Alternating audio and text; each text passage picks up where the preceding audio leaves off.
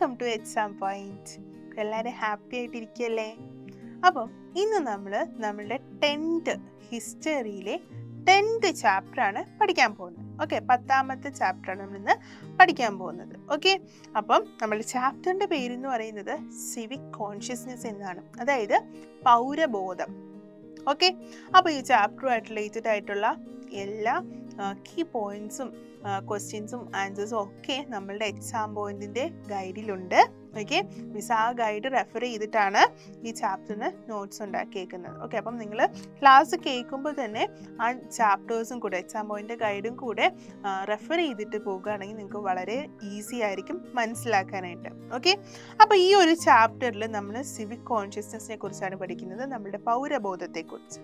Okay, അതായത് ഈ പൗരബോധത്തിന് എന്തെല്ലാം തരം ചേഞ്ചസ് നമ്മളുടെ സൊസൈറ്റിയിൽ കൊണ്ടുവരാൻ പറ്റും, പൗരബോധത്തിൻ്റെ ഇമ്പോർട്ടൻസ് എന്തൊക്കെയാണ്, എന്തെല്ലാം ഫാക്ടേഴ്സാണ് ഈ സിവിക് കോൺഷ്യസ്നെസ്സിനെ ഇൻഫ്ലുവൻസ് ചെയ്യുന്നത് എന്നൊക്കെയാണ് നമ്മൾ ഈ ഒരു ചാപ്റ്ററിൽ പഠിക്കാനായിട്ട് പോകുന്നത്. ഓക്കെ, അപ്പം നമുക്ക് നമ്മുടെ ചാപ്റ്റർ സ്റ്റാർട്ട് ചെയ്താലോ? അപ്പോൾ സമൂഹത്തിന് മാതൃകയായ പൗരബോധമുള്ള 2 പൗരന്മാരുടെ എക്സാമ്പിളുകൾ പറഞ്ഞുകൊണ്ടാണ് നമ്മളുടെ ഈ ചാപ്റ്റർ സ്റ്റാർട്ട് ചെയ്തിരിക്കുന്നത്. ഓക്കെ, ഒന്നാമത്തെ എക്സാമ്പിൾ എന്ന് പറയുന്നത് ഹജ്ജബയെ കുറിച്ചാണ്. ഓക്കെ, ഹജ്ജബ എന്ന് പറയുന്ന ഒരു ഓറഞ്ച് കച്ചവടക്കാരനാണ്. ഓക്കെ, അദ്ദേഹം ഈ ഓറഞ്ച് കച്ചവടം ചെയ്ത് കിട്ടിയ പണം കൊണ്ട് ഒരു ഗ്രാമത്തിൽ എന്ത് ചെയ്തു, പഞ്ചായത്ത് സ്കൂള് സ്ഥാപിച്ചു. എന്നിട്ട് അവിടെ ഒരുപാട് കുട്ടികൾക്ക് പഠിക്കാനുള്ള അവസരം അദ്ദേഹം ഒരുക്കി കൊടുത്തു. ഓക്കെ, ഇദ്ദേഹത്തിൻ്റെ സമയത്ത് ഇദ്ദേഹത്തിന് പഠിക്കാനായിട്ടുള്ള അവസരമൊന്നും കിട്ടിയിട്ടില്ലായിരുന്നു. ഓക്കെ, എന്നാൽ അതേപോലെ ആവരുത്, ഇനിയുള്ള കാലത്ത് കുട്ടികൾ പഠിക്കണം, എല്ലാവർക്കും പഠിക്കാനുള്ള അവസരം ലഭിക്കണം എന്നുള്ള ഒരു ചിന്തയോടെ ഒരുപാട് കുട്ടികൾക്ക് പഠിക്കാൻ അവസരം ഒരുക്കി കൊടുത്ത് മാതൃകയായാണ് ഈ പറഞ്ഞ ഹജ്ജബ. ഓക്കെ, അപ്പോൾ അദ്ദേഹം എന്താണ്, പൗരബോധമുള്ള ഒരു പൗരനാണ്. ഓക്കെ, നാടിന് വേണ്ടി മാതൃകയോടെ പ്രവർത്തിച്ച ഒരാളാണ് ഹജ്ജബ എന്ന് പറയുന്നത്. ഇതേപോലെ തന്നെ മറ്റൊരാളാണ് കല്ലേൻ പൊക്കുടൻ എന്ന് പറയുന്നത്. ഓക്കെ, കണ്ടൽ കാടുകൾ നിർമ്മിച്ചാണ് ഇദ്ദേഹം മാതൃകയായി തീർന്നത്. ഓക്കെ, എത്രത്തോളം പരിസ്ഥിതിയെ നമ്മൾ സംരക്ഷിക്കണം, അല്ലെങ്കിൽ എൻവയോൺമെൻ്റൽ പ്രൊട്ടക്ഷൻ എത്രത്തോളം ഇമ്പോർട്ടൻ്റ് ആണ് എന്ന് സമൂഹത്തെ കാണിച്ചു കൊടുക്കുകയാണ് ഇദ്ദേഹം ചെയ്തത്. അദ്ദേഹം ഒരുപാട് കണ്ടൽ കാടുകൾ അല്ലെങ്കിൽ കണ്ടൽ ചെടികൾ വെച്ച് പിടിപ്പിച്ചു. ഓക്കെ, നമുക്കറിയാം മാംഗ്രൂവ് ഫോറസ്റ്റിൻ്റെ ഉപകാരങ്ങൾ, യൂസസ് എന്തൊക്കെയാണെന്നല്ലേ. അപ്പോൾ ഫ്ലഡൊക്കെ വന്നു കഴിഞ്ഞാൽ തന്നെ നമ്മളെ അതിൽ നിന്നൊക്കെ തടഞ്ഞു നിർത്തുക, അല്ലെങ്കിൽ അതിൻ്റെയൊക്കെ ഒരുപാട് ആഫ്റ്റർ എഫക്ട്സ് ഒന്നും നമുക്ക് നേരിടാതിരിക്കാൻ വേണ്ടി നമ്മളെ ഹെൽപ്പ് ചെയ്യുന്ന പ്ലാന്റ്സ് ആണ് മാംഗ്രൂവ്സ് എന്ന് പറയുന്നത്, അല്ലെങ്കിൽ കണ്ടൽ കാടുകൾ എന്ന് പറയുന്നത് അല്ലേ. അപ്പം അതിനെയെല്ലാം സംരക്ഷിക്കുകയും വെച്ച് പിടിപ്പിക്കുകയും പരിസ്ഥിതി സംരക്ഷണം എങ്ങനെയാണ് ചെയ്യേണ്ടത് എന്നൊക്കെ ആൾക്കാർക്ക് അവയർനെസ് കൊടുക്കുകയൊക്കെ ചെയ്യുകയാണ് ചെയ്യുന്നത് ആര്, കല്ലേൻ പൊക്കുടൻ എന്ന് പറയുന്നത്.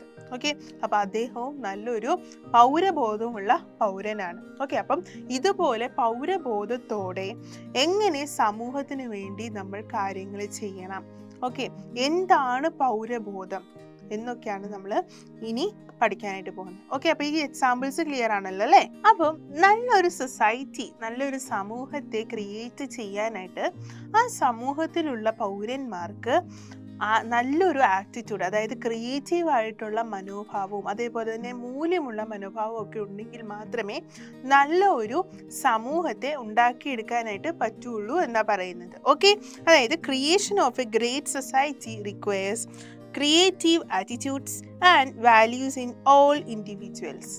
ഓക്കെ, ആ സൊസൈറ്റിയുടെ ഭാഗമായിട്ടുള്ള എല്ലാ വ്യക്തികളിലും ക്രിയാത്മകവും അതേപോലെ തന്നെ മൂല്യമുള്ളതുമായ മനോഭാവങ്ങൾ ഉണ്ടെങ്കിൽ മാത്രമേ നല്ലൊരു സമൂഹത്തെ ഉണ്ടാക്കിയെടുക്കാനായിട്ട് അല്ലെങ്കിൽ രൂപപ്പെടുത്താനായിട്ട് സാധിക്കുകയുള്ളൂ. ഓക്കെ, ഇനി ഒരു സൊസൈറ്റിയിൽ എന്ന് പറഞ്ഞാൽ ആ സൊസൈറ്റിയിൽ ഉൾപ്പെടുന്ന എല്ലാവരും തന്നെ ആ സൊസൈറ്റിയിലെ ആ സമൂഹത്തിലെ പൗരന്മാരാണ്. Okay, every individual in the modern society is known as citizen. Okay, modern സൊസൈറ്റിയിലെ എല്ലാ ഇൻഡിവിജ്വലും അല്ലെങ്കിൽ എല്ലാ വ്യക്തികളും അതിലെ എന്താണ്, പൗരന്മാരാണ്, സിറ്റിസൺസ് ആണ്. Okay, civic consciousness is the recognition that each citizen is for the society and the genuine interest of the society are the interest of the citizen. Okay, അപ്പോൾ സിവിക് കോൺഷ്യസ്നെസ് എന്ന് പറഞ്ഞാൽ എന്താണെന്നാണ് പറയുന്നത്. അതായത് ഓരോ വ്യക്തിയും ഓരോ സൊസൈറ്റിക്ക് വേണ്ടിയുള്ളതാണെന്നും, അല്ലെങ്കിൽ ഒരു സൊസൈറ്റിയിലെ എല്ലാ ഇൻഡിവിജ്വൽസും ആ സൊസൈറ്റിക്ക് വേണ്ടിയുള്ളതാണെന്നും, അതേപോലെ തന്നെ ആ സമൂഹത്തിൻ്റെ താല്പര്യം എന്തോ അത് തന്നെയാണ് എൻ്റെയും താല്പര്യവും എന്നും ഒരു വ്യക്തി റിക്കഗ്നൈസ് ചെയ്യുന്നെങ്കിൽ അല്ലെങ്കിൽ തിരിച്ചറിയുന്നെങ്കിൽ അതിനെയാണ് സിവിക് കോൺഷ്യസ്നെസ് എന്ന് പറയുന്നത്. ഓക്കെ, അതായത് എൻ്റെ സൊസൈറ്റി, ഞാൻ എൻ്റെ സൊസൈറ്റിക്കുള്ളതാണ്, അതേപോലെ എൻ്റെ സമൂഹത്തിൻ്റെ താല്പര്യങ്ങൾ എന്തോ അത് തന്നെ ആയിരിക്കണം എൻ്റെയും താല്പര്യം എന്നുള്ള ഒരു തിരിച്ചറിവാണ് എന്തെന്ന് പറയുന്നത്, സിവിക് കോൺഷ്യസ്നെസ് അല്ലെങ്കിൽ പൗരബോധം എന്ന് പറയുന്നത്. ഓക്കെ, അപ്പം ഇപ്പൊ പറഞ്ഞ ഈ പൗരബോധമുള്ളവർ എപ്പോഴും അവരുടെ സമൂഹത്തിന് വേണ്ടി അല്ലെങ്കിൽ അവരുടെ സൊസൈറ്റിക്ക് വേണ്ടി വർക്ക് ചെയ്യാൻ, പ്രവർത്തിക്കാനായിട്ട് റെഡി ആയിട്ടുള്ളവരായിരിക്കും. ഓക്കെ, അതുകൊണ്ട് തന്നെ പൗരബോധമുള്ള ആൾക്കാർ, ഇൻഡിവിജ്വൽസ് ഉണ്ടെങ്കിൽ മാത്രമേ നല്ലൊരു സൊസൈറ്റിയെ ക്രിയേറ്റ് ചെയ്തെടുക്കാനായിട്ട് സാധിക്കുകയുള്ളൂ. ഓക്കെ, അപ്പോൾ ഇപ്പം പറഞ്ഞ ഈ പൗരബോധത്തിൻ്റെ അല്ലെങ്കിൽ സിവിക് കോൺഷ്യസ്നെസ്സിൻ്റെ ഇമ്പോർട്ടൻസ് എന്തൊക്കെയാണെന്നാണ് ഇനി നോക്കാൻ പോകുന്നത്. ഓക്കെ, അപ്പോൾ ഈ പൗരബോധത്തിൻ്റെ ആവശ്യകതകൾ എന്തൊക്കെയാണ് എന്ന് നമ്മൾ അറിയണം അല്ലേ. അപ്പം ഇമ്പോർട്ടൻസ് ഓഫ് സിവിക് കോൺഷ്യസ്നെസ് ആണ് ഇനി നോക്കുന്നത്, അതായത് പൗരബോധത്തിൻ്റെ പ്രാധാന്യം. ഓക്കെ, എന്താണ് ഒന്ന് നോക്കിക്കേ. ഒന്നാമത്തേത്, civic consciousness influences the progress of the state and society. Okay, ഒരു സമൂഹം അല്ലെങ്കിൽ ഒരു സംസ്ഥാനം പ്രോഗ്രസ് ആകണമെന്നുണ്ടെങ്കിൽ അല്ലെങ്കിൽ ഡെവലപ്പ് ആകണമെന്നുണ്ടെങ്കിൽ ഈ പറയുന്ന സിവിക് കോൺഷ്യസ്നെസ് അവിടെ ഉണ്ടായിരിക്കണം. ഓക്കെ, അതായത് ഒരു സ്റ്റേറ്റിന് അല്ലെങ്കിൽ സൊസൈറ്റിയുടെ പ്രോഗ്രസ്സിൽ ഒരുപാട് ഇൻഫ്ലുവൻസ് ചെയ്യുന്ന ഒരു ഫാക്ടറാണ് സിവിക് കോൺഷ്യസ്നെസ് അല്ലെങ്കിൽ പൗരബോധം എന്ന് പറയുന്നത്. മറ്റൊരു പോയിന്റ് നോക്കിക്കേ. In the absence of civic consciousness human beings will become selfish and all the activities will be for his own achievements. Okay, അതായത് ഇപ്പോൾ നമ്മൾ പറഞ്ഞ ഈ സിവിക് കോൺഷ്യസ്നെസ് ഉണ്ടല്ലോ, നമ്മുടെ പൗരബോധം, അത് ഇല്ലാതെ ആയിപ്പോയാൽ എന്ത് സംഭവിക്കും എന്നാണ് ഇവിടെ പറയുന്നത്. പൗരബോധം ഇല്ലാതെ ആയിപ്പോയാൽ മനുഷ്യരെല്ലാവരും എന്താകും? സെൽഫിഷ് ആകും. പൗരബോധം ഇല്ലാത്ത മനുഷ്യരെല്ലാവരും എന്താണ്? സെൽഫിഷ് ആണ് എന്നാണ് പറയുന്നത്. ഓക്കെ, സ്വാർത്ഥരാകും മനുഷ്യരെല്ലാവരും. ഇനി അവൻ ചെയ്യുന്ന എല്ലാ ആക്ടിവിറ്റീസും പിന്നീട് ആർക്കു വേണ്ടി മാത്രമായിരിക്കും? സ്വന്തം അച്ചീവ്മെൻറ്റ്സിന് വേണ്ടി മാത്രം, അവനവൻ്റെ ആവശ്യങ്ങൾക്ക് വേണ്ടി, അവനവൻ്റെ അച്ചീവ്മെൻറ്റ്സിന് വേണ്ടി മാത്രം ആയിരിക്കും അവൻ പ്രവർത്തിക്കുന്നത്. അങ്ങനെയുള്ളൊരു സ്വാർത്ഥത മനുഷ്യനിലുണ്ടെങ്കിൽ അവനിൽ എന്തുണ്ടാവില്ല? ഈ പറഞ്ഞ പൗരബോധം ഉണ്ടായിരിക്കില്ല. ഓക്കെ, അപ്പോൾ ഒരു സൊസൈറ്റിയിൽ പൗരബോധം ഇല്ല എന്നുണ്ടെങ്കിൽ അവിടുത്തെ ഇൻഡിവിജ്വൽസ് ഒക്കെ എന്തായിരിക്കും? ആ ഇൻഡിവിജ്വൽസ് ഒക്കെ സെൽഫിഷ് ആയിരിക്കും, അതായത് സ്വാർത്ഥതയുള്ളവരായിരിക്കും എന്നാണ് പറയുന്നത്. ഓക്കെ, ഇനി this will adversely affect social life. In such a society there will be no peace or security. Okay, അപ്പം ഇങ്ങനെ എന്താണ്? പൗരബോധം ഇല്ലാത്ത ഒരു സൊസൈറ്റി വന്നാൽ എങ്ങനെയായിരിക്കും എന്നാ പറഞ്ഞത്? സെൽഫിഷ് ആയിരിക്കും, അതായത് സ്വാർത്ഥതയുള്ള വ്യക്തികളായിരിക്കും അവിടെ ഉണ്ടാവുക. അപ്പം അങ്ങനെ ഒരു സൊസൈറ്റി എപ്പോഴും എന്താണ്? നമ്മുടെ സാമൂഹ്യ ജീവിതത്തെ വല്ലാതെ അഫക്റ്റ് ചെയ്യും. എങ്ങനെ അഫക്റ്റ് ചെയ്യുക? ആ സൊസൈറ്റിയിൽ നമുക്ക് പീസ് ഉണ്ടാവില്ല, അതായത് സമാധാനം ഉണ്ടായിരിക്കില്ല. അതേപോലെ തന്നെ സെക്യൂരിറ്റി ഉണ്ടായിരിക്കില്ല, അതായത് നമ്മൾ ആ സൊസൈറ്റിയിൽ സെക്യൂർ ആയിരിക്കില്ല, സേഫ് ആയിരിക്കില്ല. അതായത് നമുക്കൊരു സുരക്ഷിതത്വം ആ സമൂഹത്തിൽ ഉണ്ടായിരിക്കില്ല. ഓക്കെ, നമുക്കിപ്പോൾ എന്തെങ്കിലും ഒരു ആവശ്യം വന്നു, അല്ലെങ്കിൽ ഒരു ആപത്ത് വന്നു, എന്തെങ്കിലും അത്യാവശ്യ ഘട്ടങ്ങൾ വന്നു, ആരും ഉണ്ടായിരിക്കില്ല. കാരണം എന്താ? അവരെല്ലാം അവരവരുടെ കാര്യം മാത്രം നോക്കുന്ന സെൽഫിഷ് ആയിട്ടുള്ള ആൾക്കാരാണ് നമ്മുടെ ചുറ്റുമുണ്ടെന്നുണ്ടെങ്കിൽ നമ്മളുടെ കാര്യത്തിന് വേണ്ടി ആരും ഉണ്ടാവില്ല. ഓക്കെ, അപ്പം അങ്ങനെ ഒരു സൊസൈറ്റിയിൽ നമ്മൾ സേഫ് ആയിരിക്കുമോ? ഇല്ല. ഓക്കെ, അപ്പോൾ സെൽഫിഷ് ആയിട്ടുള്ള ഇൻഡിവിജ്വൽസ്, അതായത് പൗരബോധം ഇല്ലാത്ത ഇൻഡിവിജ്വൽസ് ഉള്ള ഒരു സൊസൈറ്റിയിലാണെങ്കിൽ എന്തൊക്കെ നമുക്ക് നഷ്ടപ്പെടും? പീസ് നമുക്ക് നഷ്ടപ്പെടും, സെക്യൂരിറ്റി നമുക്ക് നഷ്ടപ്പെടും. അങ്ങനെ അത് നമ്മളുടെ സാമൂഹ്യ ജീവിതത്തെ ഒരുപാട് ബാധിക്കും. ഓക്കെ, ക്ലിയർ ആണല്ലോ? അപ്പോൾ ഒരു ന്യൂസ് പേപ്പർ കട്ടിങ് നോക്കിക്കേ. എന്തൊക്കെയാണ് ഒരു സൊസൈറ്റിയിലെ പ്രധാനപ്പെട്ട കുറച്ച് പ്രോബ്ലംസ് ഒക്കെയാണ് പറഞ്ഞിരിക്കുന്നത്. എന്തൊക്കെയാ? Summer heat, intense acute shortage of drinking water, city under pollution threat, possibility for epidemics, അതേപോലെ തന്നെ poison in vegetables, food security department four vigorous steps. Okay, അപ്പോൾ ഒരു സൊസൈറ്റിയിൽ നേരിടുന്ന കുറച്ച് പ്രോബ്ലംസ് ആണെന്ന് പറയുന്നത്. അതായത് ചൂട് കാലം വളരെ ഇൻറ്റൻസ് ആയതുകൊണ്ട് എന്താണ് ഡ്രിങ്കിങ് വാട്ടറിൽ ഷോർട്ടേജ് വരുന്നത്, അതായത് കുടിവെള്ളത്തിൽ കുറവ് വരുന്നു. അതേപോലെ തന്നെ നഗരം എന്താണ് പൊല്യൂഷൻ്റെ ത്രെട്ടിലാണ്, അതായത് നഗരം ആകെ പൊല്യൂട്ടഡ് ആണ്. അതുകൊണ്ട് എന്താണ് എപ്പിഡെമിക്സ്, പകർച്ചവ്യാധികളൊക്കെ വരാനുള്ള ചാൻസുകൾ കൂടുതലാണ്. അതേപോലെ തന്നെ വെജിറ്റബിൾസ് എല്ലാം എന്താണ് പോയിസൺ അടിച്ചാണ് വരുന്നത്. അതെന്താണ് അത് ഒരുപാട് ഫുഡ് സെക്യൂരിറ്റിയെ ബാധിക്കുന്നു എന്നുള്ള രീതിയിലൊക്കെയുള്ള ന്യൂസ് പേപ്പർ കട്ടിങ്സ് ആണ് ഇതിൻ്റെ അകത്ത് കൊടുത്തിരിക്കുന്നത്. അപ്പോൾ ഇതൊക്കെ എന്താണ് ഒരു സമൂഹത്തിൻ്റെ പ്രോബ്ലം ആണ് അല്ലേ. അതായത് ഇത് ഏതെങ്കിലും ഒരു ഇൻഡിവിജ്വലിനെ മാത്രം ബാധിക്കുന്ന കാര്യമാണോ? അല്ല, ഒരുപാട് ഇൻഡിവിജ്വൽസിനെ ബാധിക്കുന്ന കാര്യമാണ്. അതുകൊണ്ട് തന്നെ ഇതെന്താണ്, ഇതൊരു സോഷ്യൽ പ്രോബ്ലം ആണ്. ഈ പറഞ്ഞതെല്ലാം എന്താണ് സോഷ്യൽ പ്രോബ്ലംസ് ആണ് അല്ലേ. അപ്പം ഇങ്ങനെയുള്ള സോഷ്യൽ പ്രോബ്ലംസിന് അല്ലെങ്കിൽ സമൂഹത്തിൻ്റെ പ്രശ്നങ്ങൾക്ക് പരിഹാരം കാണാനായിട്ട് നമ്മൾ സംസ്ഥാനത്തിന് മാത്രമായിട്ട് ഒറ്റയ്ക്ക് പറ്റുമോ? ഇല്ല. എല്ലാ ഇൻഡിവിജ്വൽസും, അതായത് ഒരു ഗവൺമെൻറ് മാത്രം തീരുമാനിച്ചത് കൊണ്ട് നമ്മുടെ സൊസൈറ്റിയിലെ പ്രശ്നങ്ങൾക്ക് എന്തുണ്ടാവില്ല, പരിഹാരം കാണാനായിട്ട് പറ്റത്തില്ല.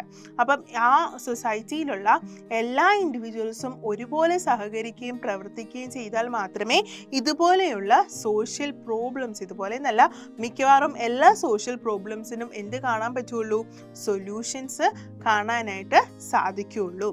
ഓക്കെ, ഇനി നമുക്ക് കുറച്ച് ഇഷ്യൂസും അതിന് എന്തൊക്കെ ചെയ്യാൻ പറ്റും എന്നുള്ള കുറച്ച് സജഷൻസും ഒക്കെ നോക്കാം. ഇപ്പോൾ ഇഷ്യൂസിൽ ഒന്നാണ് വാട്ടർ സ്കേഴ്സിറ്റി. സൊസൈറ്റി നേരിടുന്ന, ചില സമൂഹങ്ങൾ നേരിടുന്ന ഒരു പ്രധാനപ്പെട്ട ഇഷ്യൂ ആണ് വാട്ടർ സ്കേഴ്സിറ്റി. ഇനി ഒരു സൊസൈറ്റിയിൽ ഈ വാട്ടർ സ്കേഴ്സിറ്റി ഉണ്ടെങ്കിൽ നമുക്ക് എന്തൊക്കെ അതിനു വേണ്ടി ചെയ്യാൻ പറ്റും, അല്ലെങ്കിൽ അതിന് എന്തെല്ലാം പരിഹാരം കാണാൻ പറ്റും നോക്കിക്കേ. എഫിഷ്യൻറ്റ് യൂസ് ഓഫ് വാട്ടർ, എന്താണ് വളരെ സൂക്ഷിച്ച് മാത്രം എന്ത് ചെയ്യുക, വെള്ളത്തെ ഉപയോഗിക്കുക, അതായത് പരിമിതമായിട്ട് വെള്ളത്തെ ഉപയോഗിക്കുക. പിന്നെയോ റെയിൻ വാട്ടർ ഹാർവെസ്റ്റിംഗ്. ഓക്കെ, മഴവെള്ളം സംഭരിക്കാൻ ശ്രമിക്കുക. പ്രൊട്ടക്ഷൻ ഓഫ് വാട്ടർ ബോഡീസിനൊക്കെ സംരക്ഷിക്കുക. Give awareness to friends. Okay, അതായത് വാട്ടർ സ്കേഴ്സിറ്റി വന്നു കഴിഞ്ഞാൽ പൂർണ്ണമായിട്ട് നമുക്ക് ഡ്രിങ്കിങ് വാട്ടർ ഒന്നും ഇല്ലാതായി കഴിഞ്ഞാൽ എന്തെല്ലാം ആഫ്റ്റർ എഫക്ട്സ് ഉണ്ടാകും, അതിനു വേണ്ടി നമുക്ക് അതിനെ ഒഴിവാക്കാൻ എന്തെല്ലാം കാര്യങ്ങൾ ചെയ്യാൻ പറ്റും എന്നുള്ള അവെയർനെസ് കൂട്ടുകാരുടെ ഇടയിൽ നൽകുക. ഇതൊക്കെയാണ് നമുക്ക് നമ്മളുടെ സമൂഹത്തിൽ വാട്ടർ സ്കേഴ്സിറ്റി വന്നാൽ ചെയ്യാവുന്ന കാര്യങ്ങൾ. ഓക്കെ, ക്ലിയർ ആണല്ലോ. ഇനി മറ്റൊരു പ്രോബ്ലമാണ് എൻവയോൺമെൻറ്റൽ പൊല്യൂഷൻ. അതിപ്പോൾ മിക്കവാറും എല്ലാ സമൂഹവും നേരിടുന്ന ഒരു പ്രധാനപ്പെട്ട പ്രശ്നമാണ് എൻവയോൺമെൻറ്റൽ പൊല്യൂഷൻ എന്ന് പറയുന്നത് അല്ലേ. നമ്മുടെ പരിസ്ഥിതി പൊല്യൂട്ടഡ് ആവുന്ന അവസ്ഥ. അതിനെന്തൊക്കെ നമുക്ക് ചെയ്യാൻ പറ്റും? വേസ്റ്റ് ഡിസ്പോസൽ അറ്റ് സോഴ്സസ്, അതായത് വേസ്റ്റ് എവിടെ ഡിസ്പോസ് ചെയ്യണോ അവിടെ മാത്രം എന്ത് ചെയ്യുക, വേസ്റ്റ് ഡിസ്പോസ് ചെയ്യുക. അല്ലെങ്കിൽ വേസ്റ്റ് ഡിസ്പോസ് ചെയ്യുന്നതിന് പർട്ടിക്കുലർ സ്ഥലമുണ്ട്, ആ സ്ഥലങ്ങളിൽ മാത്രം എന്ത് ചെയ്യുക, വേസ്റ്റ് ഡിപ്പോസിറ്റ് ചെയ്യുക. ഓക്കെ, അല്ലെങ്കിൽ എന്താ അല്ലാതെ നമ്മൾ പോകുന്നിടത്തും വരുന്നിടത്തും നടക്കുന്ന വഴികളിലെല്ലാം എന്ത് ചെയ്യരുത്, വേസ്റ്റ് തള്ളരുത്. ഓക്കെ, ഇനി മറ്റൊന്ന് നോക്കിക്കേ, അഫോറസ്റ്റേഷൻ. ഓക്കെ, മരങ്ങളൊന്നും എന്ത് ചെയ്യരുത്, വെട്ടി നശിപ്പിക്കരുത്. പിന്നെയോ do not litter waste. Okay, പിന്നെയോ keep surroundings clean. Okay, do not burn plastics. ഇതൊക്കെ നമുക്ക് അറിയാവുന്ന ബേസിക് ആയിട്ടുള്ള കാര്യമാണ് അല്ലേ. എല്ലാവരും അവനവൻ്റെ വീട്ടിൽ തന്നെ ഇത് പ്രാക്ടീസ് ചെയ്താൽ തന്നെ കുറേയൊക്കെ നമ്മളുടെ സൊസൈറ്റിയിൽ അല്ലെങ്കിൽ നമ്മുടെ സ്ട്രീറ്റുകളൊക്കെ എന്താകും, ക്ലീൻ ആകും. ഓക്കെ, അപ്പം ഇങ്ങനെയുള്ള കാര്യങ്ങളെല്ലാം നമ്മൾ ശ്രദ്ധിച്ചു കഴിഞ്ഞാൽ ഒരുപാട് കാര്യങ്ങൾക്ക് ഒരുപാട് പ്രശ്നങ്ങൾക്ക് നമുക്ക് പരിഹാരം കാണാനായിട്ട് പറ്റും. ഓക്കെ, അപ്പോൾ എൻവയോൺമെൻറ്റൽ പൊല്യൂഷൻ നമുക്ക് എങ്ങനെയൊക്കെ തടയാം? Waste disposal at sources, afforestation, do not litter waste, keep surroundings clean. അതേപോലെ ഡു നോട്ട് ബേൺ പ്ലാസ്റ്റിക്സുകളുടെ യൂസ് കുറയ്ക്കുക. അതേപോലെ തന്നെ പ്ലാസ്റ്റിക്കുകൾ എന്ത് ചെയ്യാതിരിക്കുക, ബേൺ ചെയ്യാതിരിക്കുക. അത് എന്താക്കും, നമ്മളുടെ എയറിനെയും പൊല്യൂട്ടഡ് ആക്കും. നമ്മുടെ സറൗണ്ടിങ്സിനെ മാത്രമല്ല പ്ലാസ്റ്റിക്സ് പൊല്യൂട്ടഡ് ആക്കുന്നത്, അതായത് നമ്മുടെ സോയിൽസിനെ മാത്രമല്ല പൊല്യൂട്ടഡ് ആക്കുന്നത്, എന്തിനേയും പൊല്യൂട്ടഡ് ആക്കും, എയറിനെയും പൊല്യൂട്ടഡ് ആക്കും. ഓക്കെ, അപ്പം ഈ പ്ലാസ്റ്റിക്കുകൾ എന്താണ്, ഈ സോയിലിലൊക്കെ ഡീഗ്രേഡ് ആകാനായിട്ട് ഒരുപാട് ടൈം എടുക്കുന്ന മെറ്റീരിയൽസ് ആണ്. ഓക്കെ, അതുകൊണ്ടാണ് ഇത് ഏറ്റവും കൂടുതൽ പൊല്യൂഷൻ ക്രിയേറ്റ് ചെയ്യുന്നത്. അതുകൊണ്ട് തന്നെ പ്ലാസ്റ്റിക്കുകളുടെ യൂസ് എന്ത് ചെയ്യുക, കുറയ്ക്കുക. ഇനി ഉപയോഗിച്ച പ്ലാസ്റ്റിക്കുകൾ എന്ത് ചെയ്യാതിരിക്കുക, ബേൺ ചെയ്യാതിരിക്കുക. അതിൻ്റെ കറക്റ്റായിട്ട് എവിടെ പ്ലാസ്റ്റിക് നമുക്ക് ഡിസ്പോസ് ചെയ്യാവോ അതിൻ്റേതായിട്ടുള്ള സ്ഥലങ്ങളിൽ മാത്രം എന്ത് ചെയ്യുക, ഡിസ്പോസ് ചെയ്യുക. ഇപ്പോൾ ഒക്കെ നമുക്കറിയാം നമ്മുടെ വീടുകളിലൊക്കെ പ്ലാസ്റ്റിക്കുകളുടെ വേസ്റ്റ് എടുക്കാനായിട്ടൊക്കെ ആൾക്കാർ വരും അല്ലേ. അപ്പോൾ അവരുടെ കയ്യിലൊക്കെ ഇങ്ങനത്തെ പ്ലാസ്റ്റിക് വേസ്റ്റുകളൊക്കെ കൊടുത്തു വിടുക. ഓക്കെ, അല്ലാതെ നമ്മളുടെ വീട്ടിലും പരിസരങ്ങളിലും പോകുന്നിടത്തും വരുന്നിടത്തും ഒന്നും ഇതെന്ത് ചെയ്യരുത്, വലിച്ചെറിയരുത്. ഓക്കെ, ഇനി മറ്റൊന്നാണ് കറപ്ഷൻ എന്ന് പറയുന്നത്. ഓക്കെ, കറപ്ഷനിൽ എന്തൊക്കെ നമുക്ക് ചെയ്യാൻ പറ്റും?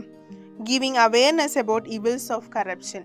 ഓക്കെ, അപ്പോൾ ഈ കറപ്ഷൻ കാരണം ഉണ്ടാകുന്ന പ്രശ്നങ്ങൾ എന്തൊക്കെയാണെന്നുള്ള അവെയർനെസ് ജനങ്ങൾക്ക് കൊടുക്കുക. കംപ്ലൈനിങ്, എവിടെയെങ്കിലും ഈ പറഞ്ഞ കറപ്ഷൻസ് കാണുന്നുണ്ട് എന്നുണ്ടെങ്കിൽ അതിന് എന്ത് ചെയ്യുക, കംപ്ലൈൻറ്റ് ചെയ്യുക, അല്ലെങ്കിൽ കംപ്ലൈൻറ്റ് കൊടുക്കുക. ഉത്തരവാദിത്തപ്പെട്ടവരോട് കംപ്ലൈൻറ്റ് കൊടുക്കുക. ഇപ്പോൾ ഈ കൈക്കൂലി കേസുകളൊക്കെ ഓക്കെ, അതൊക്കെ എന്താണ്, കറപ്ഷനാണ്. ഓക്കെ, അപ്പം അതെന്താണ്, അത് യഥാർത്ഥത്തിൽ ഇല്ലീഗലായിട്ടുള്ള കാര്യമാണ്, അത് ചെയ്യാൻ പാടില്ലാത്ത കാര്യമാണ്. അത് ആരെങ്കിലും ചെയ്യുന്നെന്ന് കണ്ടാൽ അത് ഉടനെ നമ്മൾ ഉത്തരവാദിത്തപ്പെട്ടവരെ അറിയിക്കുക. അതേപോലെ ഇതിൻ്റെ പ്രശ്നങ്ങൾ എന്താണ്, ഇങ്ങനെയൊന്നും ചെയ്യരുത് എന്നുള്ള കാര്യങ്ങളൊക്കെ അവെയർനെസ് കൊടുക്കുക. അതേപോലെ തന്നെ ബ്രൈബ് കൊടുക്കരുത്, do not give bribe. Okay, അതായത് ഇങ്ങനെ കൈക്കൂലി കൊടുക്കരുത്, കൊടുക്കുന്നത് ഒഴിവാക്കുക. ഓക്കെ, ക്ലിയർ ആണല്ലോ. അപ്പം ഇതൊക്കെ എന്താണ്, നമുക്ക് നമ്മുടെ സൊസൈറ്റിയിൽ വരുന്ന നമ്മൾ നേരിടുന്ന സമൂഹത്തിലെ പല പല പ്രശ്നങ്ങളാണ്. ഇത് മാത്രമല്ല, ഇതുപോലത്തെ ഒരുപാട് പ്രശ്നങ്ങളുണ്ട്. അപ്പം അതിലത്തെ കുറച്ച് പ്രശ്നങ്ങളും അതിന് നമുക്ക് എന്തെല്ലാം തരത്തിലുള്ള സൊല്യൂഷൻസ് കാണാൻ പറ്റും എന്നതുമാണ് ഇവിടെ കൊടുത്തിരിക്കുന്നത്. ക്ലിയർ അല്ലേ?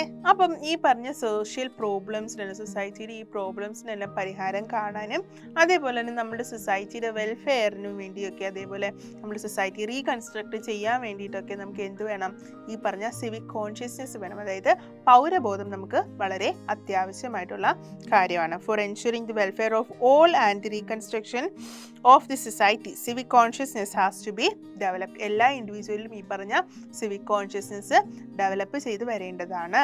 ഓക്കെ, ഇനി it help the society to reconstruct from the crisis and recover from insecurity. Okay, നമ്മുടെ സമൂഹം എന്താണ്, പലതരത്തിലുള്ള ക്രൈസിസുകൾ പല സമൂഹങ്ങളും നേരിടുന്നുണ്ട് അല്ലേ. അതേപോലെ തന്നെ സുരക്ഷിതത്വ പ്രശ്നങ്ങൾ നമ്മുടെ സമൂഹത്തിൽ പല സമൂഹങ്ങളും നേരിടുന്നുണ്ട് അല്ലേ.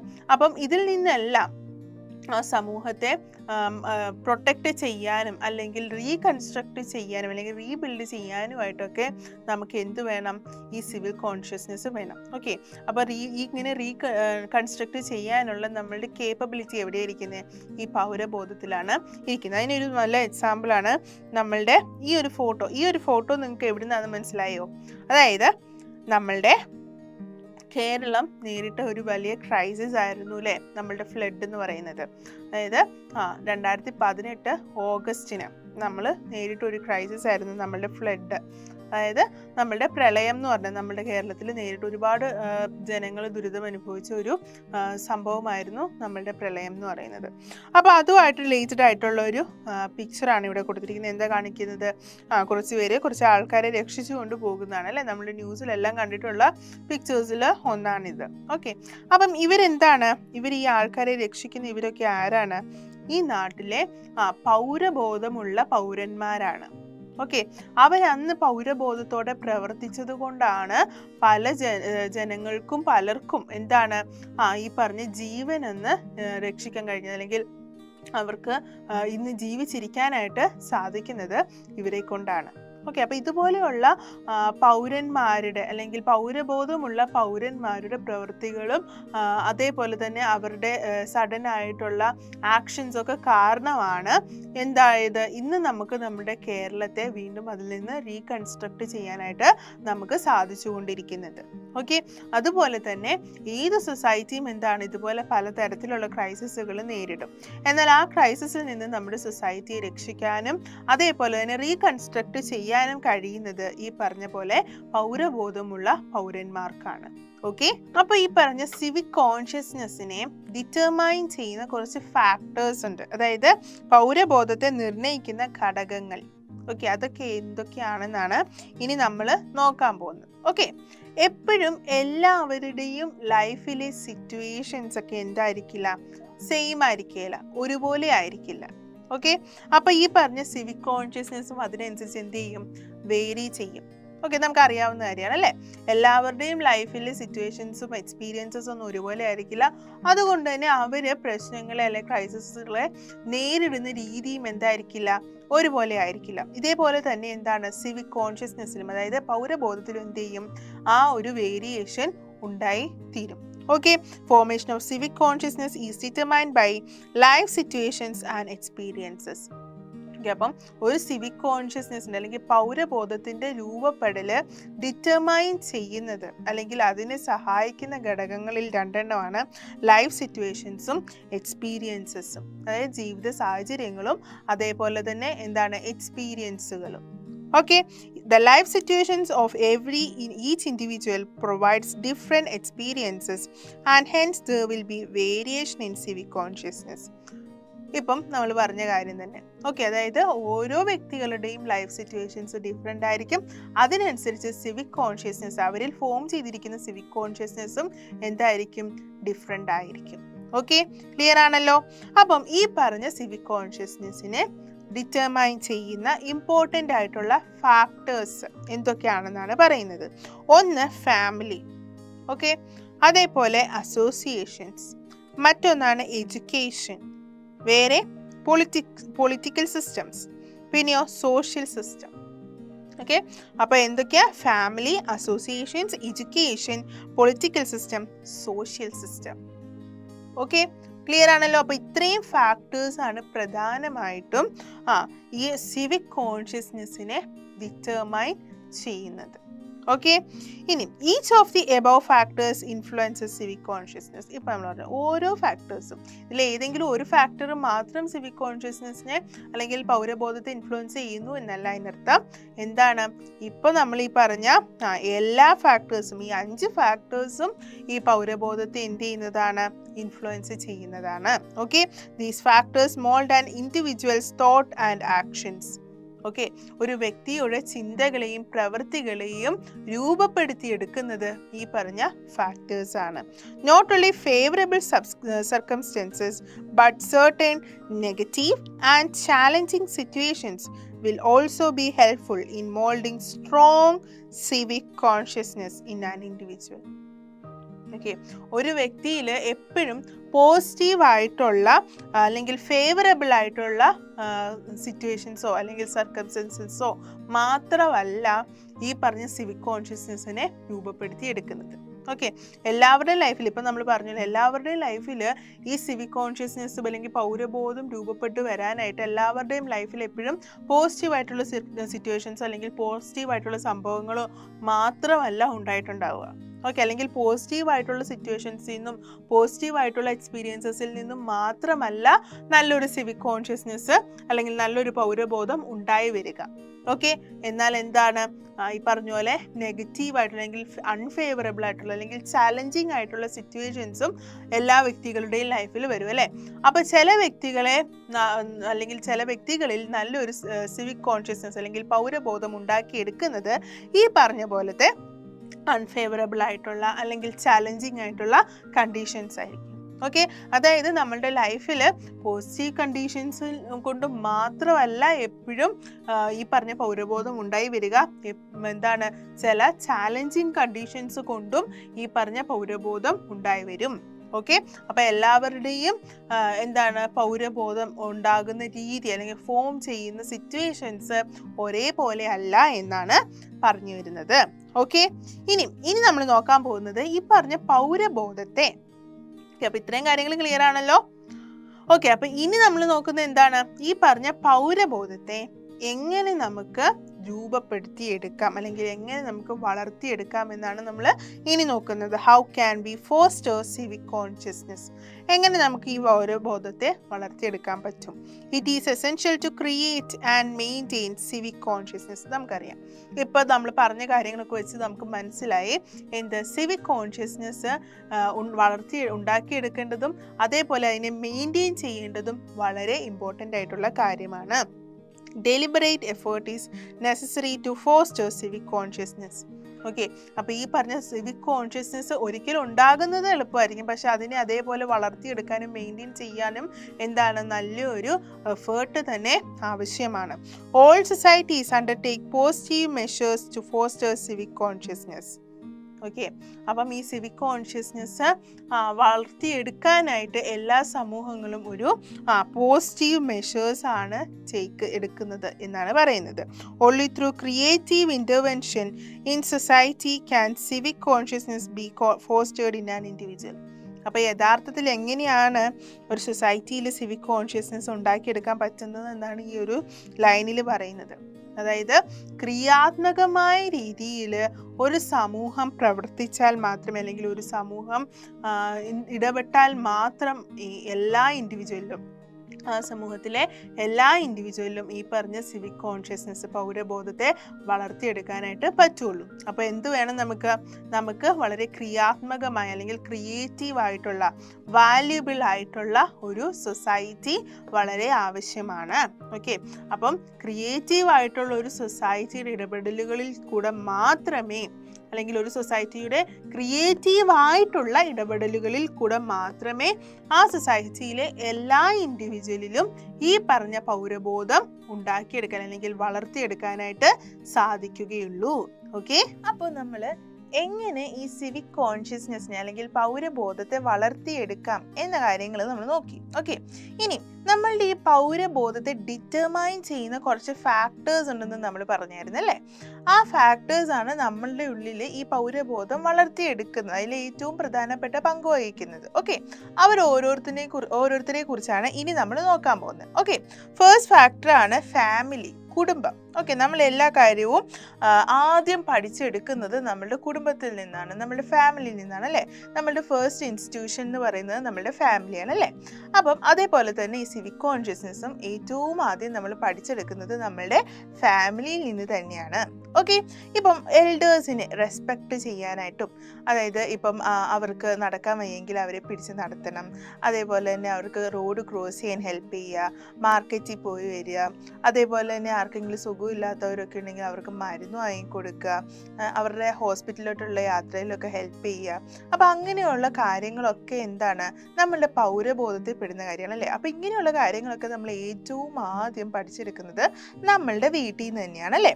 അതാണ് ഇവിടെ പറയുന്നത്. Okay, we learn to respect the elders and to engage in social service from the primary social institution of family.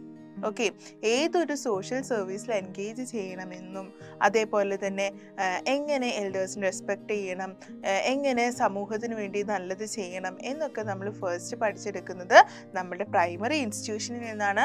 നമ്മുടെ ഏറ്റവും പ്രൈമറി ഇൻസ്റ്റിറ്റ്യൂഷൻ എന്ന് പറയുന്നത് നമ്മളുടെ ഫാമിലിയാണ്, നമ്മളുടെ കുടുംബമാണ്. Okay, family has an important role in fostering and maintaining sense of responsibility among its members. Okay, അതായത് ഈ സിവിക് കോൺഷ്യസ്നെസ്സിനെ നമ്മൾ വളർത്തിയെടുത്താൽ മാത്രം മതിയോ? പോരാ, അതിനെ അതേപോലെ തന്നെ നമുക്ക് മെയിൻറ്റെയിൻ ചെയ്യാനും കൂടെ പറ്റണം അല്ലേ? അപ്പം നമ്മൾ ഈ ഒരു കാര്യത്തിൽ ഒരുപാട് ഹെൽപ്പ് ചെയ്യുന്ന ഒരു ഫാക്ടറാണ് നമ്മളുടെ ഈ ഫാമിലി എന്ന് പറയുന്നത്. അപ്പോൾ അല്ലെങ്കിൽ ഈ ഫാമിലിക്കാണ് ഇതിൽ ഏറ്റവും വലിയ റോൾ ഉള്ളതെന്ന് പറയുന്നത്. അതായത് ഒരാളുടെ സിവിക് കോൺഷ്യസ്നെസ് വളർത്തിയെടുക്കുന്നതിലും അതിനെ മെയിൻറ്റെയിൻ ചെയ്യുന്നതിനും, അതേപോലെ തന്നെ ആ ഫാമിലിയിലെ എല്ലാ മെമ്പേഴ്സിനും എന്താണ് റെസ്പോൺസിബിലിറ്റി എന്താണ്, അല്ലെങ്കിൽ ഉത്തരവാദിത്വ ബോധം എന്താണ് എന്ന് അവരിൽ വളർത്തിയെടുക്കുന്നതിലൊക്കെ പ്രധാന റോൾ ഉള്ളത്, അല്ലെങ്കിൽ പ്രധാന പങ്ക് വഹിക്കുന്നത് നമ്മളുടെ ഫാമിലിയാണ്, അല്ലെങ്കിൽ നമ്മളുടെ കുടുംബമാണ്. Okay, inspiration and encouragement from the family will develop civic consciousness. Okay, അതായത് നമ്മളുടെ ഫാമിലിയിൽ നിന്ന്, നമ്മുടെ കുടുംബത്തിൽ നിന്ന് നമുക്ക് കിട്ടുന്ന ഇൻസ്പിറേഷൻസും, അതേപോലെ തന്നെ നമ്മുടെ കുടുംബത്തിലുള്ള അംഗങ്ങളിൽ നിന്നൊക്കെ, അല്ലെങ്കിൽ എന്തെങ്കിലും തരത്തിലുള്ള സിറ്റുവേഷൻസിൽ നിന്നൊക്കെ നമുക്ക് ലഭിക്കുന്ന എൻകറേജ്മെൻ്റ് ഒക്കെ ഉണ്ടല്ലോ, അതൊക്കെയാണ് നമ്മളുടെ സിവിക് കോൺഷ്യസ്നെസ്സിനെ വളർത്തിയെടുക്കാനായിട്ട് ഹെൽപ്പ് ചെയ്യുന്നത്. The concept that each individual is for the family and the family is for the society should be developed in the family atmosphere. Okay, ഒരു കുടുംബത്തിൻ്റെ അറ്റ്മോസ്ഫിയർ അല്ലെങ്കിൽ ഫാമിലിയുടെ അറ്റ്മോസ്ഫിയർ എങ്ങനെയായിരിക്കണം എന്നാണ് ഇവിടെ പറയുന്നത്. അതായത് ഓരോ ഇൻഡിവിജ്വലും, ഓരോ വ്യക്തിയും കുടുംബത്തിനുള്ളതും ഓരോ കുടുംബവും സൊസൈറ്റിക്കുള്ളത് അല്ലെങ്കിൽ സമൂഹത്തിനുള്ളതുമാണ് എന്നുള്ള ആ ഒരു ബോധം എല്ലാ ഫാമിലിയിലും ഉണ്ടാക്കിയെടുക്കണം എന്നതാണ്, അല്ലെങ്കിൽ അങ്ങനെ ഒരു ബോധമുള്ള ഒരു അറ്റ്മോസ്ഫിയർ എല്ലാ ഫാമിലിയിലും ഉണ്ടാക്കിയെടുക്കണം എന്നാണ് പറയുന്നത്. ഓക്കെ, ഇപ്പം ഒരു ഫാമിലിയിൽ ഒരു ഇൻഡിവിജ്വൽ എന്താണ് നന്നായിട്ട് സോഷ്യൽ സർവീസൊക്കെ ഏർപ്പെടുകയും അതുപോലെ തന്നെ റെസ്പോൺസിബിലിറ്റീസൊക്കെ നോക്കുകയും എന്താണ് റെസ്പോൺസിബിലിറ്റീസ് എന്ന് അറിവുള്ള ആളും അതേപോലെ തന്നെ പൗരബോധത്തെക്കുറിച്ച് നന്നായി അറിയുന്ന ഒരാളും ഒക്കെ ആണെങ്കിൽ ആ ആളുടെ കുടുംബം എന്താണ്, ആ ആളുടെ കുടുംബത്തിൽ എല്ലാവർക്കും ഈ ഒരു റെസ്പോൺസിബിലിറ്റിയെക്കുറിച്ചും അല്ലെങ്കിൽ പൗരബോധത്തെക്കുറിച്ചും ഒക്കെ അറിവുള്ളവരായിരിക്കും അല്ലേ.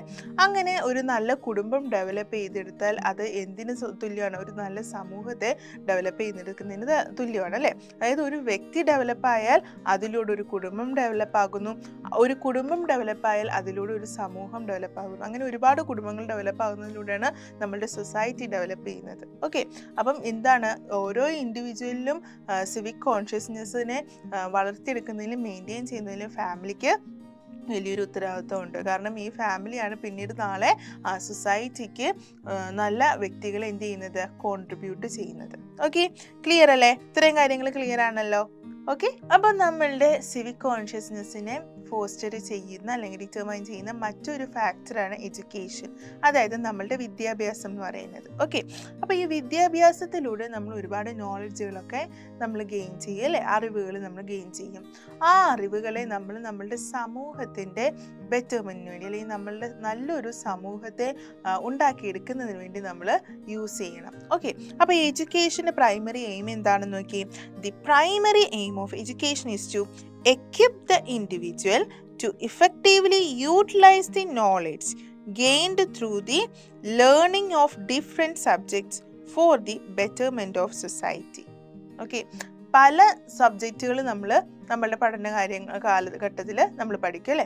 അങ്ങനെ ആ പല സബ്ജക്റ്റുകളിൽ നിന്നും നമ്മൾ ഗെയിൻ ചെയ്യുന്ന നോളജ് ഉണ്ട്, അല്ലെങ്കിൽ അങ്ങനെ പല സബ്ജക്റ്റുകൾ പഠിച്ചതിലൂടെ ഈ എഡ്യൂക്കേഷനിലൂടെ നമ്മൾ ഗെയിൻ ചെയ്യുന്ന അല്ലെങ്കിൽ നമ്മൾ നേടിയെടുക്കുന്ന കുറേ അറിവുകളുണ്ടല്ലേ. ആ അറിവുകളെ സമൂഹത്തിൻ്റെ നന്മയ്ക്ക് വേണ്ടി അല്ലെങ്കിൽ സമൂഹത്തിനെ ഡെവലപ്പ് ചെയ്യുന്നതിന് വേണ്ടി എങ്ങനെ യൂസ് ചെയ്യാം, അല്ലെങ്കിൽ സമൂഹത്തിനെ ഡെവലപ്പ് ചെയ്യുന്നതിന് വേണ്ടി നമ്മൾ ആ നോളജുകളെ യൂസ് ചെയ്യണം എന്നുള്ളതാണ് എഡ്യൂക്കേഷൻ്റെ പ്രൈമറി എയിം, അല്ലെങ്കിൽ വിദ്യാഭ്യാസത്തിലെ പ്രൈമറി എയിം എന്ന് പറയുന്നത്, ബേസിക് ആയിട്ടുള്ള എയിം എന്ന് പറയുന്നത്. ഓക്കെ, അപ്പം നമ്മൾ എന്താണ്, വിദ്യാഭ്യാസം നമുക്ക് തരുന്നതിൻ്റെ മെയിൻ ഉദ്ദേശം എന്ന് പറഞ്ഞാൽ നമ്മൾ അതിൽ നിന്ന് കുറേ കാര്യങ്ങൾ പഠിച്ചെടുക്കും, കുറേ അറിവുകൾ നമുക്ക് അതിൽ നിന്ന് ലഭിക്കും. ഓക്കെ, പല സബ്ജക്റ്റുകൾ നമ്മൾ പഠിക്കുന്നുണ്ട്, പല ആൾക്കാരെ നമ്മൾ കാണുന്നുണ്ട്, പല കാര്യങ്ങൾ നമ്മൾ കൂടുതലായിട്ട് മനസ്സിലാക്കിയെടുക്കുന്നുണ്ട്. അപ്പം ഇതിൽ നിന്നെല്ലാം നമുക്ക് ലഭിക്കുന്ന കുറേ അറിവുകളുണ്ടല്ലോ, അതെല്ലാം നമ്മൾ എന്തിനു വേണ്ടി യൂസ് ചെയ്യാൻ വേണ്ടിയാണ്?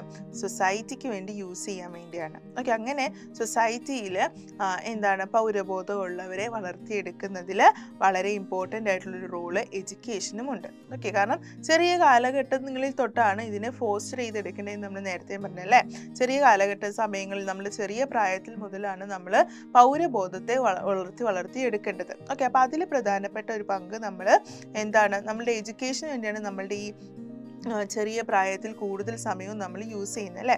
അപ്പോൾ ആ ഒരു പ്രായത്തിൽ അല്ലെങ്കിൽ ആ കാലഘട്ടത്തിൽ നമ്മൾ ഗെയിൻ ചെയ്യുന്ന ഒരുപാട് അറിവുകളുണ്ട്. ആ അറിവുകളെല്ലാം പിന്നീട് എന്താണ്, നമ്മളുടെ സമൂഹത്തിൻ്റെ നന്മയ്ക്ക് വേണ്ടി യൂസ് ചെയ്യാനുള്ളതാണ്. ഓക്കെ, അപ്പം അങ്ങനെ നമ്മൾ അതിനെ യൂസ് ചെയ്യാൻ വേണ്ടിയിട്ടാണ് നമുക്ക് പ്രൈമറി എഡ്യൂക്കേഷൻസ് നമുക്ക് നൽകി തരുന്നത്. നമ്മുടെ സൊസൈറ്റി നമുക്ക് പ്രൈമറി എഡ്യൂക്കേഷൻ നമുക്ക് നൽകി തരുന്നതിൻ്റെ പിന്നിലെ കാരണം ഇതാണ്. സൊസൈറ്റിയുടെ ബെറ്റർമെൻറ്റിന് വേണ്ടി നമ്മളെ എന്ത് ചെയ്യണം, യൂസ് ചെയ്യണം, അല്ലെങ്കിൽ നമ്മൾ അതിനു വേണ്ടി പ്രവർത്തിക്കേണ്ടവരാണ് നാളെ. ഓക്കെ, ക്ലിയർ അല്ലേ? Education will help to develop value consciousness, tolerance, leadership qualities, scientific temper etcetera. Okay, അതായത് നമുക്ക് എന്താണ്, എഡ്യൂക്കേഷനിലൂടെ നമുക്ക് എന്താ, മൂല്യബോധവും അതേപോലെ സഹിഷ്ണുതയും അതേപോലെ തന്നെ ലീഡർഷിപ്പ് ക്വാളിറ്റി, ഇങ്ങനത്തെ ഒരുപാട് കാര്യങ്ങൾ നമുക്ക് എന്ത് ചെയ്യാൻ പറ്റും, ഗെയിൻ ചെയ്തെടുക്കാനായിട്ട് പറ്റും. Okay, through education science and technology can be effectively utilised in a useful manner to the society. Okay, ഈ എഡ്യൂക്കേഷനിലൂടെ അല്ലെങ്കിൽ ഈ പറഞ്ഞ വിദ്യാഭ്യാസത്തിലൂടെ നമ്മൾ കൂടുതലും പഠിച്ചെടുക്കുന്നത് എന്താ, സയൻറ്റിഫിക് ആയിട്ടുള്ള കാര്യങ്ങളും ടെക്നോളജിക്കലായിട്ടുള്ള കാര്യങ്ങളൊക്കെയാണല്ലേ. ഇതൊക്കെ എന്താണ്, നമ്മളുടെ സൊസൈറ്റി അല്ലെങ്കിൽ നാളത്തെ നമ്മളുടെ സമൂഹത്തെ വളർത്തിയെടുക്കാൻ വളരെ ഇമ്പോർട്ടൻ്റ് ആണ് സയൻസും ടെക്നോളജീസും ഒക്കെ. അപ്പോൾ ഇതൊക്കെ നമ്മൾ നേടിയെടുക്കുന്നത് അല്ലെങ്കിൽ അതിനെക്കുറിച്ചുള്ള അറിവുകളൊക്കെ നമ്മൾ നേടിയെടുക്കുന്നത് ഈ എഡ്യൂക്കേഷനിലൂടെ അല്ലെങ്കിൽ നമ്മളുടെ ഈ വിദ്യാഭ്യാസത്തിലൂടെയാണ്. Through value oriented educational approach we can instil civic consciousness among the people. Okay, അതായത് മൂല്യതയുള്ള എഡ്യൂക്കേഷൻ, വിദ്യാഭ്യാസം നൽകുന്നതിലൂടെ, അതായത് കുട്ടികളിലും ജനങ്ങളിലും ഒക്കെ മൂല്യമുള്ള വിദ്യാഭ്യാസം നൽകുന്നതിലൂടെ നമ്മൾ എന്താ ചെയ്യുന്നത്, അവരിൽ ഈ പൗരബോധത്തെ ഇൻസ്റ്റിൽ ചെയ്യൽ അല്ലെങ്കിൽ ഉളവാക്കിയെടുക്കുകയാണ് നമ്മൾ ചെയ്യുന്നത്. അപ്പം എന്തെങ്കിലും ഒരു വിദ്യാഭ്യാസം അല്ല നമുക്ക് ആവശ്യം, മൂല്യതയുള്ള അല്ലെങ്കിൽ മൂല്യമുള്ള വിദ്യാഭ്യാസ രീതികളാണ് നമുക്ക് നമ്മളുടെ നാട്ടിൽ ആവശ്യം. Government formulates educational policies with the same. അപ്പോൾ ഇങ്ങനെ മൂല്യമുള്ള വിദ്യാഭ്യാസം ജനങ്ങളിൽ ഉണ്ടാക്കിയെടുക്കുന്നതിന്, കുട്ടികളിൽ ഉണ്ടാക്കിയെടുക്കുന്നതിന് വേണ്ടിയിട്ട് ഗവൺമെൻറ് എന്ത് ചെയ്യുന്നുണ്ട്, എഡ്യൂക്കേഷണൽ പോളിസീസ് ഒക്കെ ഫോർമുലേറ്റ് ചെയ്യുന്നുണ്ട്. ഓക്കെ, ക്ലിയർ അല്ലേ? അപ്പം മറ്റൊരു ഫാക്ടറാണ് അസോസിയേഷൻസ് എന്ന് പറയുന്നത്, സംഘടനകൾ എന്നാണ് പറയുന്നത്. ഓക്കെ, അപ്പം നമ്മൾ ഉൾപ്പെട്ട് നിൽക്കുന്ന സമൂഹത്തിൽ പലതരത്തിലുള്ള അസോസിയേഷൻസ് നമുക്ക് ചുറ്റുമുണ്ട് അല്ലേ? പലതരത്തിൽ എന്ന് പറഞ്ഞാൽ ഇപ്പോൾ പൊളിറ്റിക്കൽ ആകാം, രാഷ്ട്രീയമാകാം, അല്ലെങ്കിൽ സോഷ്യൽ അസോസിയേഷൻസ് ഉണ്ട്, സാമൂഹിക സംഘടനകളുണ്ട്, കൾച്ചറൽ അസോസിയേഷൻസ് ഉണ്ട്, ഇക്കണോമിക് അസോസിയേഷൻസ് ഉണ്ട്. ഇങ്ങനെ പല അസോസിയേഷൻസും നമുക്ക് ചുറ്റും ഉണ്ട്. ഓക്കെ, അപ്പോൾ ഇവരെങ്ങനെയാണ് നമ്മൾ സിവിക് കോൺഷ്യസ്നസ് ഉണ്ടാക്കിയെടുക്കുന്നത് നോക്കിയേ. Such associations many A time equip the individuals to work voluntarily with a service mind. Okay, അതായത് ഒരു ജോലി അല്ലെങ്കിൽ ഒരു വർക്ക് നമ്മുടെ സൊസൈറ്റിക്ക് വേണ്ടി സേവന സന്നദ്ധതയോടെ അല്ലെങ്കിൽ സേവനത്തിൻ്റെ മനസ്സോടെ ഒരു വർക്ക് എങ്ങനെ നമ്മുടെ സൊസൈറ്റിക്ക് വേണ്ടി ചെയ്യാം, വോളണ്ടിയർലി നമുക്ക് എങ്ങനെ ഓരോ വർക്കുകളും ചെയ്യാം, ഇങ്ങനെയുള്ള കാര്യങ്ങളിൽ അല്ലെങ്കിൽ നമ്മളുടെ ഉള്ളിൽ ഒരു സർവീസ് മെൻറ്റാലിറ്റി വളർത്തിയെടുക്കുന്നതിൽ വളരെ ഇമ്പോർട്ടൻ്റ് ആയിട്ടുള്ള റോൾ ഈ പറഞ്ഞ അസോസിയേഷൻസിനൊക്കെ ഉണ്ട്. Okay, several voluntary associations are working in the field of protection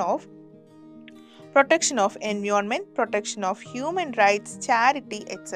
നമുക്കറിയാം അല്ലേ, ഇതുപോലെ വർക്ക് ചെയ്യുന്ന ഒരു വോളണ്ടറിലി സർവീസ് മെൻറ്റാലിറ്റിയോടെ വർക്ക് ചെയ്യുന്ന ഒരുപാട് അസോസിയേഷൻസ് നമുക്കറിയാം. അതിൽ പെട്ടതാണ് എൻവയോൺമെൻറ്റിൻ്റെ പ്രൊട്ടക്ഷൻ ബേസ് ചെയ്തിട്ടുള്ള അസോസിയേഷൻസ്, ഹ്യൂമൻ റൈറ്റ്സ് ബേസ് ചെയ്തിട്ടുള്ള അസോസിയേഷൻസ്, ചാരിറ്റി ബേസ് ചെയ്തിട്ടുള്ള അസോസിയേഷൻസ് ഒക്കെ ഉണ്ട് അല്ലേ.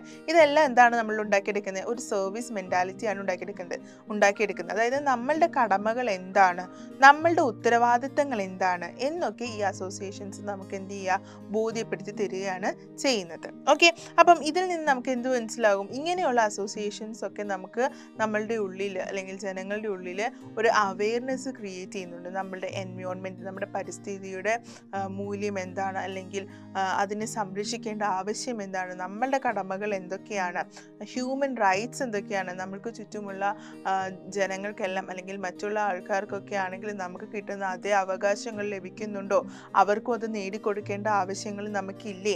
അതേപോലെ തന്നെ ചാരിറ്റി, മനുഷ്യൻ്റെ പ്രശ്നങ്ങൾ എന്താണ്, വേദനകൾ എന്താണ്, എങ്ങനെ അതിന് സൊല്യൂഷൻസ് കാണാൻ പറ്റും, ഇങ്ങനെയുള്ള അവെയർനെസ് ഒക്കെ നമ്മളിൽ ഉണ്ടാക്കിയെടുക്കുന്നതിൽ ഈ അസോസിയേഷന് നല്ലൊരു റോളും ഉണ്ട്.